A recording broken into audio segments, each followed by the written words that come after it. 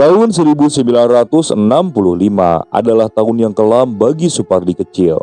Pasalnya pada tahun tersebut ayah Supardi ikut terciduk dalam operasi pemberantasan PKI dan beliau tidak pernah kembali. Hal itu disebabkan karena ayah Supardi adalah ketua organisasi yang kebetulan organisasi itu berada di bawah naungan PKI. Waktu itu usia Supardi 13 tahun. Tinggallah Supardi dengan ibunya. Namun takdir siapa yang tahu. Ibu Supardi itu mengidap TBC beberapa bulan setelah ayah Supardi terciduk. Dan naasnya, 1 tahun kemudian ibunya meninggal dunia. Karena Supardi adalah anak tunggal, akhirnya Supardi pun dirawat oleh neneknya dan disekolahkan sampai lulus SMA. Keluarganya pun memang tergolong keluarga yang berkecukupan. Setahun setelah Supardi lulus, sang neneknya meninggal dunia. Alasannya cukup sepele, karena terpeleset di kamar mandi. Sebenarnya Supardi masih mempunyai paman, tapi entah kenapa pamannya itu menolak sekedar menompang Supardi yang baru beranjak dewasa. Dengan alasan dia takut terbawa kasus ayahnya, dan tinggallah Supardi seorang diri di rumah neneknya. Supardi bingung, ia mulai mencari-cari pekerjaan. Tapi di tahun-tahun itu, keluarga ekstapol memang sangat sulit untuk mencari pekerjaan. Jangankan lulusan SMA, sarjana pun sulit kalau keturunan ekstapol. Hingga bertemulah Supardi dengan sahabatnya yaitu Suwondo. Waktu itu, hanya Suwondo teman sebaya satu desa yang mau berteman dengan Supardi. Padahal sebenarnya orang tua Suwondo melarangnya. Tapi persahabatan mereka tetap terjalin meski kadang-kadang secara diam-diam sampai akhirnya mereka ketahuan mabuk bareng oleh orang tua Suwondo. Jadi ceritanya seperti ini. Orang tua Suwondo mulai curiga dan punya perasaan kalau Suwondo masih main dengan Supardi. Ayah Suwondo mulai memata-matainya. Sampai di suatu sore di belakang rumah Supardi, mereka kepergok sedang minum minuman keras. Ayah Suwondo lalu bilang, sedang apaan kalian di situ? Ini apa ini? Mabuk ya kalian?" "Enggak pak, enggak." "Ini pasti kerjaan kamu ya?" Sambil menunjuk ke arah Supardi. "Bukan pak, bukan Supardi pak, Supardi nggak salah." Suwono coba menghalau di antara Supardi dan ayahnya. "Aku gak percaya, ini pasti gara-gara ini." Seakan mau ingin memukul kepala Supardi dengan botol itu. Hingga akhirnya Suwono itu menahan bapaknya, sedangkan Supardi hanya meringkuk ketakutan. "Kamu jangan pernah main sama anakku lagi.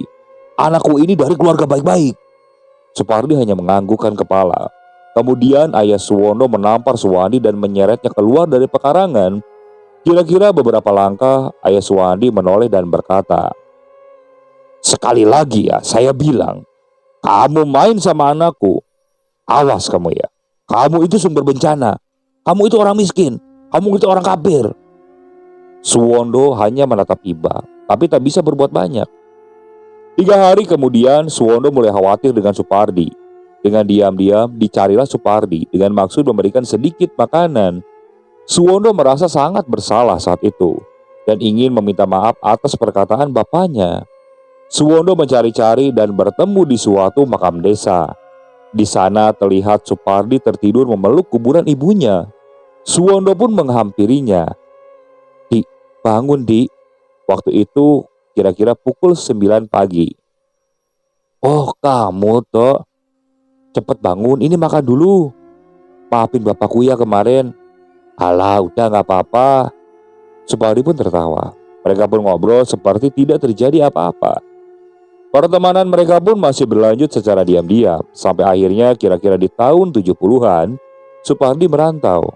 Kalau pamitnya sama Suwondo sih ke Jawa Timur, tapi rincian jelasnya Suwondo kurang tahu. Dia kerja apa di Jawa Timur tersebut. Rumah nenek Supardi pun dikontrakan. Supardi berangkat dan sejak saat itu komunikasi Suwondo pun dan Supardi terputus. Hingga 3 tahun kemudian Supardi pulang ke kampungnya. Tepatnya saat Lebaran. Nah, di sini tampilan Supardi sudah berbeda. Di jalanan desa, Suwondo melihat Supardi berjalan dengan seorang wanita. Dandanannya rapi, bak orang sukses. "Woi Pardi, gimana kabarnya? Sudah lama kita gak ketemu. Itu pasti calon istrimu ya? Atau istrimu? Baik bro, ini calon istriku. Mari ya, saya mau lanjut jalan dulu. Suwondo merasa saat itu kalau Supardi berubah. Dia bahkan menjawab pertanyaan dari Suwondo itu sedikit sinis.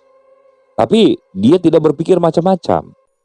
Hari raya ketujuh, Suwondo melihat Supardi berkemas dan bersama calon istrinya dia menghilang lagi. Jadi Suwondo berpikir mungkin Supardi punya bisnis yang baru yang harus diurus di tempat perantauannya. Walaupun bisa dibilang sekarang Supardi agak songong, ya Suwondo tak pernah menaruh benci kepadanya. Justru kadang dia berpikir, mungkin Supardi masih sakit hati dengan kata-kata bapaknya waktu itu. Sementara Supardi di perantauan, terlihat ada aktivitas pembangunan di rumah neneknya Supardi. Sepertinya memang sedang direhab. Setiap sore, Suwondo selalu jalan-jalan dan melihat aktivitas pembangunan di rumah Supardi tersebut. Kalau dilihat dari strukturnya, sepertinya rumah itu akan dibangun menjadi rumah yang megah. Benar saja, setelah bangunan itu selesai, rumah itu menjadi mewah. Bisa dibilang rumah itu megah di desa tersebut. Kira-kira 2 tahun kemudian, Supardi pulang, masih dengan wanita yang sama, tapi dengan keadaan perut yang membesar, seperti sedang hamil. Kebetulan umur kehamilannya bareng dengan istrinya, si Suwondo. Dan Supardi sepertinya sudah menikah. Nah, Supardi pun mulai menetap di desa itu. Tahun demi tahun dia mulai berkembang, semakin kaya raya. Bahkan setiap ada keluaran motor baru, dia selalu membelinya. Dari mulai Binter Mercy, Honda 70, Yamaha 75, Vespa, Jeep, dia punya semuanya. Warga desa termasuk aku tidak pernah menaruh curiga apa usaha Supardi bisa sampai sukses seperti itu. Walaupun bisa dibilang di waktu yang cukup singkat. Sempat sih ada desas-desus pesugihan, bahkan menjadi rahasia umum. Tapi aku sendiri sebagai kawan lamanya, ya merasa percaya saja, aku selalu berpikir positif. Supardi mungkin waktu itu jarang sekali bersosialisasi, berbeda dengan istrinya yang ramah dan anaknya yang sering bermain dengan anakku. Anaknya seumuran anakku, sebut saja namanya Nani. Suatu pagi di tahun 1989, Nani ditemukan terbujur kaku dan membiru di kamarnya. Istrinya Supardi keluar dan berteriak, "Tolong! Tolong! Tolong Nani Mbak Eo! Tolong! Tolong!" Sontak membuat warga desa geger. Nani anak Supardi meninggal di umur 8 tahun. Sebabnya tidak ada yang tahu. Karena sore kemarin Nani sempat terlihat mengaji di masjid bersama anakku dan terlihat baik-baik saja. Aku menjaga di situ sembari menunggu hansip laporan ke kelurahan. Waktu itu aku duduk di ruangan tamu dan di sebelah kiri adalah kamar Nani. Sementara Supardi dan istrinya ada di dalam kamar tersebut. Terdengar perdebatan antara Supardi dan istrinya. "Aku menyesal menjadi istrimu mas. Katanya gak ngasih makan. Tapi ini kenyataan mah. Ini anakmu loh mas. Harta berapapun gak akan bisa membelinya." Sambil menangis dia memeluk anaknya. "Besok aku akan putuskan perjanjian itu. Aku gak bakal tahu kalau bakal seperti ini jadinya," ucap Supardi. Suwondo saat itu hanya mendengarkan. Supardi keluar dari kamar. Dia kaget melihat Suwondo duduk di ruangan tamu. Hingga akhirnya aku pun mendekat dan menepuk pundaknya. "Sing sabar yo." Dia pun memelukku sambil menangis dan berkata, "Kalau aku ada salah, maaf ya." "Ya udah, kamu yang penting tabah aja." Nani pun dikebumikan siang itu juga. Seperti biasa, pasti ada tahlilan hari ke-1, hari kedua, sampai hari ke-7. Nah, di acara tahlilan ke-7 ini, ada kejadian yang sangat aneh. Tepat di 7 harinya setelah kematian Nani, hujan turun dengan derasnya. Hanya ada sekitar 8 warga desa termasuk aku yang datang ke rumah Supardi untuk tahlilan. Mungkin memang karena hujan deras dan rumah Supardi berada di ujung desa. Karena sudah semakin malam, akhirnya tahlilan pun tetap dilaksanakan walaupun dengan orang seadanya. Doa pun dimulai dan beberapa saat kemudian, di tengah-tengah doa itu, tiba-tiba terdengar suara. Mulutku coba diam, namun suara itu masih ada. Aku menoleh ke arah Pak Hansip yang kebetulan di sampingku. Sepertinya Pak Hansip juga menyadarinya. Suara itu hilang dan muncul lagi beberapa saat. Seperti itu terus menerus. Sampai akhirnya pas akhir doa ada suara. Tiba-tiba asap mengepul dari balik tirai. Setelah disingkapkan tirainya, ternyata lantai atau ubinnya meledak. Aku mulai bertanya-tanya, ini tidak masuk akal. Ubinnya meledak keluar sampai hampir membentuk prisma. Semuanya kaget, kok bisa? Suasana di situ menjadi tidak enak karena mungkin takut. Setelah itu semua orang pulang, tinggallah aku dan istriku di situ. Terus terang aku iba karena Supardi terus menangis melihat sangat kehilangan anaknya tersebut. Istriku juga tengah berbincang menenangkan istri Supardi di ruangan tengah. Malam pun semakin larut. Aku dan istriku dan anakku beserta satu hansip desa ikut bergadang di rumah Supardi. Ya seperti kebiasaan orang Jawa, biasanya kita akan bergadang di rumah orang meninggal. Sekitar pukul 11 malam, istri Supardi, istriku dan anakku tidur di ruangan tengah rumah Supardi. Nah tinggallah aku bertiga duduk ngobrol di teras rumah Suwondo, Supardi dan hansip desa. Nah di situ Supardi hanya diam. Ya kalau diajak ngobrol jawabannya cuma iya atau tidak. Aku dan Pak Hansip pun maklum, mungkin masih keadaan berduka. Aku pun ngobrol ngalor ngidul dengan Pak Hansip desa. Kira-kira pada pukul 12 malam, Supardi terlihat ketiduran di kursi samping aku. Nah mungkin dia sudah capek. Aku pun ngobrol dengan Pak Hansip. Waktu itu kondisi hujan, masih turun rintik-rintik. Nah di tengah asik ngobrol, tiba-tiba ada suara. Awalnya suara itu samar, tapi kalau didengarkan lebih sesama, suara itu seperti suara tangisan anak kecil. Itu suara apa ya? Ucap Pak Hansip yang menajamkan telinganya. Aku pikir saat itu mungkin anakku yang menangis. Aku ngecek ke dalam rumah, dan saat aku lihat anakku tidur nyenyak, dan suara itu hilang. Tapi ketika aku melangkah keluar, suara itu muncul kembali. Aku kembali ngecek ke ruangan tengah. Lagi-lagi anakku sedang tertidur nyenyak. Dan kali ini suara itu tidak menghilang. Suaranya seperti berpindah-pindah. Aku sendiri sangat takut saat itu. Aku melangkah keluar sedikit berlari dan suaranya semakin jelas. Setelah aku coba dengarkan lebih seksama lagi, ternyata suara itu bersumber dari kamarnya Nani. Aku berlari keluar, bahkan sampai di teras pun suara itu tetap semakin kencang. Dan tiba-tiba aku mendengar suara teriakan dan setelah itu menghilang. Tapi tiba-tiba Supardi yang tengah tidur di kursi itu jatuh ke tanah dan kejang-kejang. Awalnya aku kira Supardi ini kena sakit epilepsi atau apalah. Tapi anehnya setiap jeda Supardi seperti tertawa. Kejang-kejang lagi dan tertawa lagi. Begitu berulang-ulang dan tiba-tiba terdengar kembali ada jeritan di dalam rumah Supardi. Aku pun meninggalkan Supardi di luar rumah dengan keadaan seperti kesurupan. Aku ngecek ke dalam rumah dan menuju sumber suara. Di ruangan tengah itu aku melihat istriku ketakutan di sudut ruangan sambil memeluk anakku yang menangis. Anakku menuju ke ruangan dapur. Aku mendatangi ruang itu. Nah di situ ada istri Supardi berdiri sambil meraung-raung. Aku lihat dia berjalan cukup ngeri.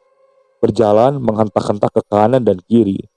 Perutnya yang tengah hamil 5 bulan itu, dia seperti cakar-cakar, terus meraung-raung dan hampir mirip seperti macan. Aku hanya bisa berdiri mematung, tidak bisa berbuat apa-apa. Tak berapa lama dia berjalan mundur dan mengambil coet. Dan setelah itu diletakkan di atas kepala sambil menatap tajam ke arahku. Kamu tidak usah ikut-ikut. Semua ini milikku. Aku benar-benar ketakutan. Aku berjalan mundur dan akhirnya kabur. Anak dan istriku yang aku tarik langsung ajak pulang ke rumah. Aku melewati saja Supardi yang sedang dipegangi oleh Pak Hansip. Setelah anak dan istriku pulang, aku berinisiatif untuk memanggil Pak Wongso, sesepuh desa, untuk tahu apa sebenarnya yang terjadi. Sembari aku memanggil warga dan berjalan kembali menuju rumah Supardi. Sampai di sana ternyata warga sudah berkumpul duluan karena mendengar keributan. Nah di situ Supardi sudah lemas. Beberapa saat kemudian Pak Wongso datang dan langsung aku antar ke dapur tempat istri Supardi yang diduga kesurupan. Nah di situ terlihat istri Supardi sudah terbaring di lantai. Pak Wongso mendekat, aku hanya berani melihat dari balik badan Pak Wongso sambil membawa segelas air. Tampaknya istri Supardi sudah sadar, tapi tak lama kemudian dia muntah. Nah, di situ tercium bau kotoran yang sangat tidak enak. Betapa terkejutnya saat aku lihat warna muntahannya itu kuning dan bau menyengat. Yang benar saja, kok bisa? Istri Supardi bisa muntah kotoran. Sambil menangis, istri Supardi bilang, "Aku ini kenapa? Ampun ya Allah, ampun." Sambil terus menepuk-nepuk dadanya. Tiba-tiba tangisnya perlahan berubah menjadi tawa. Suaranya menjadi berat dan mustahil kalau itu adalah suara istrinya Supardi. Sambil berdiri, ditendanglah tubuh Pak Wongso sampai tersungkur di kayu bakar di samping tungku. Dia berdiri dan tertawa, dan tiba-tiba darah mengalir dari rahimnya. Istri Supardi pingsan lagi dan tersungkur di lantai dapur. Yang aku rasakan adalah campur aduk. Kejadian ini benar-benar singkat. Sampai akhirnya warga di luar pun mulai masuk, tapi keadaan sudah mulai tenang meskipun semua warga menutup hidungnya. Semua mulai bertanya-tanya kenapa. Aku bingung mau menjelaskan dari mana. Sambil menahan bau, aku mengajak warga untuk memapa istri Supardi. Semuanya seperti tidak mau, mungkin karena jijik. Akhirnya hanya Pak Wongso dan aku yang mengangkat tubuh istri Supardi. Kami papa keluar rumah, sementara warga menyiapkan mobil. Di luar aku melihat Supardi tampaknya sudah membaik. Dia duduk dengan muka linglung dengan dua warga yang sedang menenangkannya. Dengan tergesa-gesa, aku memasukkan istri Supardi ke mobil yang sudah disiapkan. Mobil pun berangkat menuju rumah sakit ditemani oleh Bu RT dan Pak Hansip. Waktu menunjukkan pukul 2:30. Sementara menunggu kabar, aku mendatangi Supardi sambil membawa segelas air minum. Aku duduk di sampingnya dan coba bertanya apa yang terjadi. Tapi Supardi hanya diam. Dia terlihat seperti orang yang linglung. Dan tiba-tiba saja dia menjerit. Dan tak berapa lama dia pingsan. Aku gotong dengan warga yang lain dan bawa masuk ke dalam rumahnya. "Jangan bawa masuk, bawa ke rumah suku saja," ucap Pak Wongso seperti itu. Nah, si Supardi dibawa ke rumah Pak Wongso. Sesampainya di sana, aku bertanya, "Mau diletakkan di mana, Pak? Di ranjang?" "Jangan, itu berbahaya, di lantai saja, beralaskan tikar." Konon, menurut orang dulu, orang yang diduga tengah mengalami gangguan gaib pantang diletakkan di atas ranjang. Jadi tubuhnya harus diletakkan di bawah lantai. Nah, diletakkanlah tubuh Supardi di lantai beralaskan tikar. Suasana sudah agak tenang, tapi Supardi tak kunjung sadar. Sementara warga semua sudah mulai pulang satu persatu. Tinggallah aku dan Pak Wongso yang ada di rumah itu. Aku bersila di samping Supardi dan Pak Wongso duduk di kursi. Waktu itu jam sudah menunjukkan pukul 3 lebih. Kita berdua hanya diam seperti kebingungan. Aku mencoba mengingat-ingat kembali kejadian tadi, menalar dan bertanya-tanya apa yang sebenarnya terjadi. Sesekali aku melihat tubuh Supardi, memastikan apakah dia masih bernapas atau tidak. Hingga azan subuh pun berkumandang, Supardi masih belum sadar. Aku melihat Pak Wongso sudah tertidur di kursinya. Aku pun beranjak pulang untuk sholat subuh, sembari mengecek keadaan anak dan istriku. Sampai di rumah, mereka ternyata sudah tertidur pulas. Batinku terasa lega.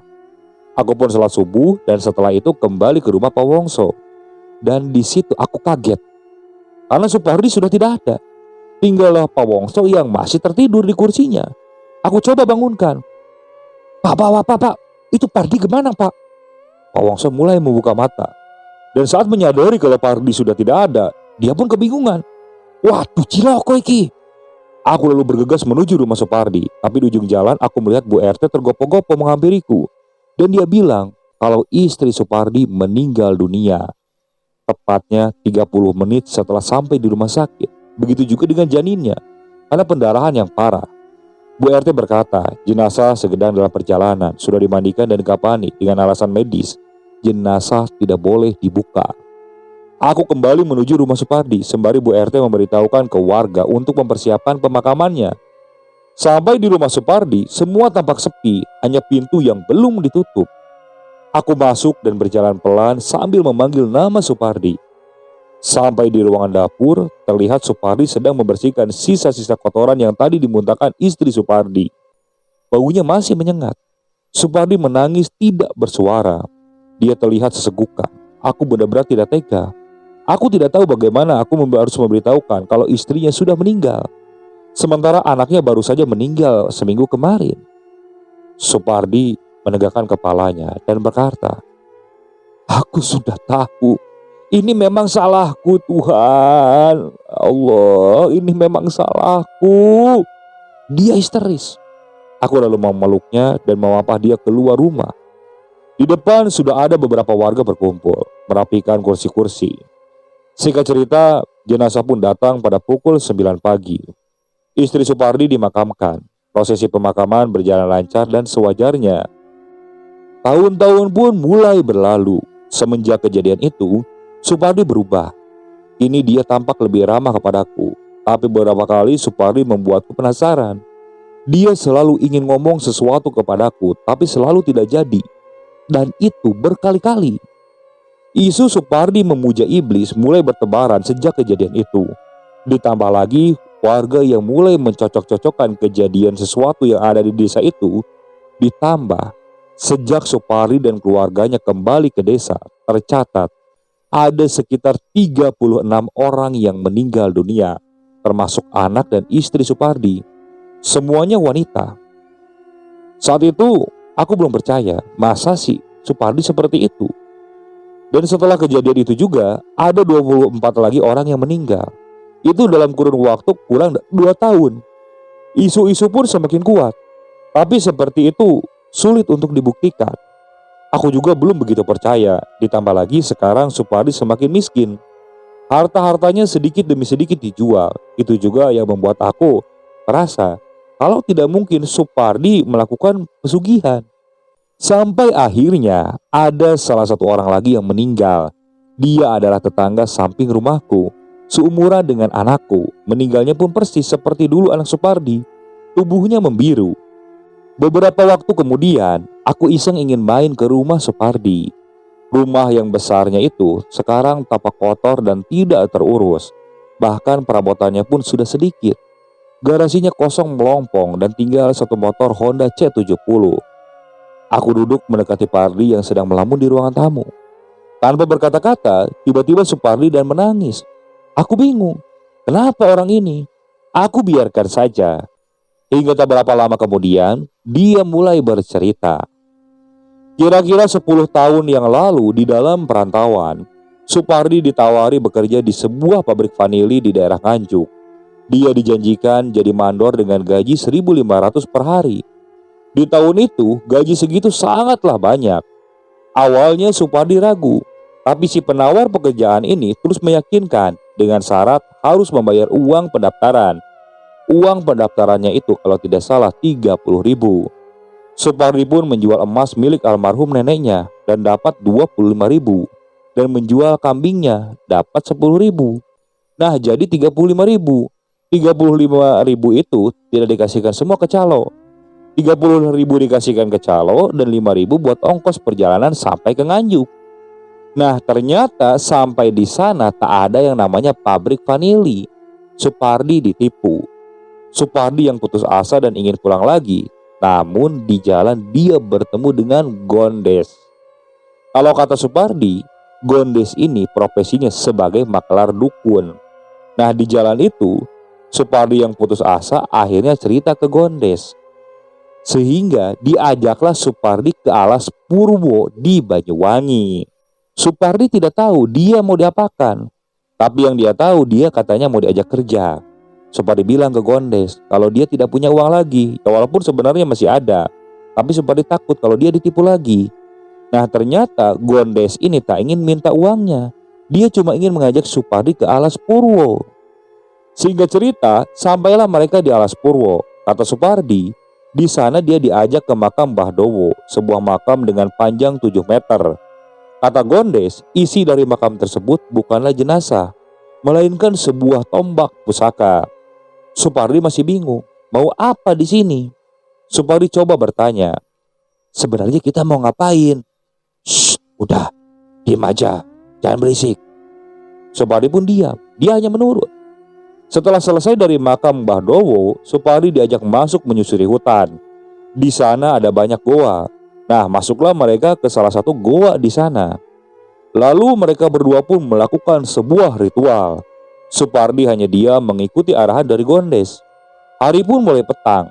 Supardi mulai ketakutan dan dalam pikirannya mulai berterlintas tentang sebuah hidup yang enak tanpa serba kekurangan. Tiba-tiba, setelah itu muncul sosok makhluk tinggi besar di depannya. Supardi ingin kabur, tapi tangannya ini keburu dipegang oleh Gondes. "Udah, kamu diam. Ini yang ditunggu sudah datang. Diam aja, diam." Supardi pun mengiyakan arahan dari Gondes. Sosok itu semakin mendekat.